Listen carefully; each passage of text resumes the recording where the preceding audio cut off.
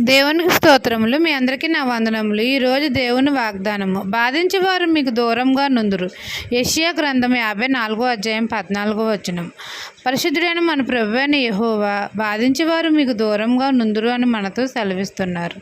మన ప్రభువు మన యందు జాలిపడుచున్నాడు. సమాధానం విషయమైన నిబంధన మన ఎడల తొలగిపోదు అని మనతో సెలవిస్తున్నారు.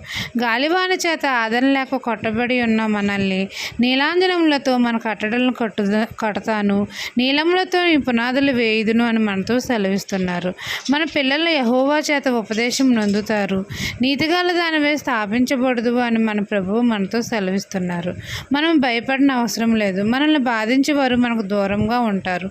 భీతి మనకు దూరంగా ఉంటుంది. మనకు విరోధంగా రూపించబడిన ఏ ఆయుధము వర్ధిల్లదు. ఈ దిన వాగ్దానం మీ నా జీవితంలో నెరవేరాలని కోరుకుంటూ దేవుని సువార్త పరిచర్యలో మీ సహోదరి. ఆమెన్.